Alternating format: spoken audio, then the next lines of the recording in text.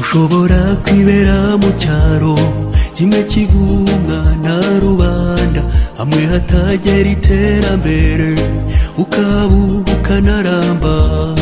Ni kimwe n'uko ushobora kuba uba mu mujyi umuzwi cyane, ukamenya kubana n'abandi ubuzima bugakomeza.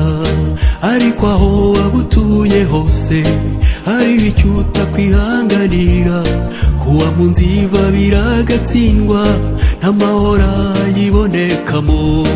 Iyabaga sozi k'iwacu kasangira umushinga wo kubaka inzu itava, kahindutse irembo ry'ijuru.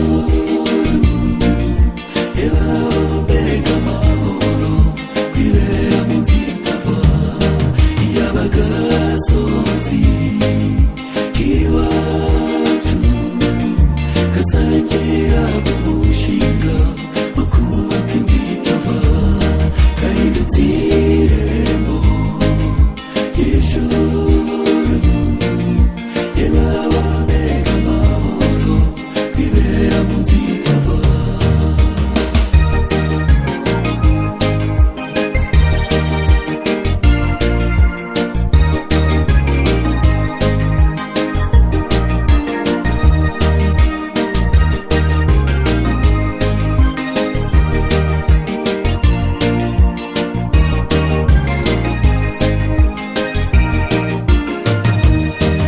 Impamvu biteye agahinda gutura mu nzu kandi nava, nuko ari ikibazo cyihariye kizwi n'abayibamo gusa. Iyo urabutswe ko imvura ikubye gutekereza birakurenga, kugoheka bikaba ihurizo kubwo kubura amahwemo. Nyamara abaturanyi n'abakubona baba bakubwira ko wahiriwe, kuko batazi ingorane zawe nabyo bikagushavuza umutima. Iyabaga sozi k'iwacu kasangira umushinga wo kubaka inzu itava, kahindutse irembo ry'ijuru. Mbega amahoro kwibera mu nzu itava.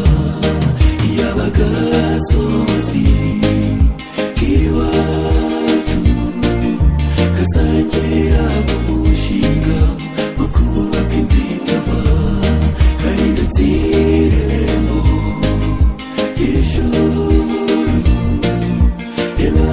Mbega amahoro kwibera mu nzu itava.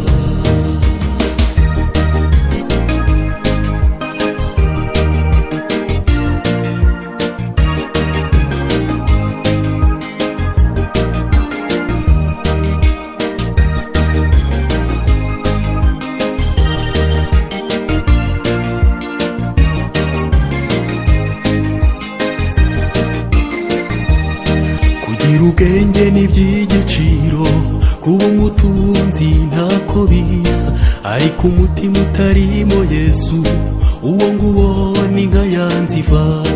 Iyaba ibyo dutunze bikeya cyangwa se byinshi mu rugo iwacu, Yesu ari we shingiro rya byose, ntitwakabaye mu ntambara.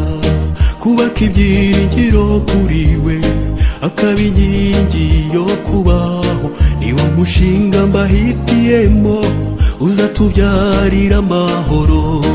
Iyabaga sozi k'iwacu kasangira umushinga wo kubaka inzu itava, kahindutse irembo ry'ijuru.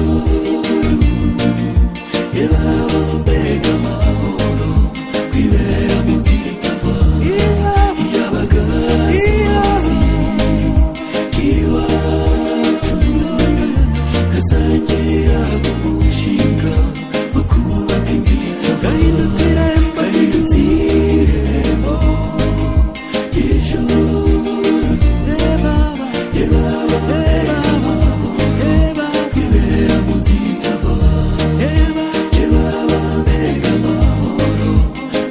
kwibera mu nzira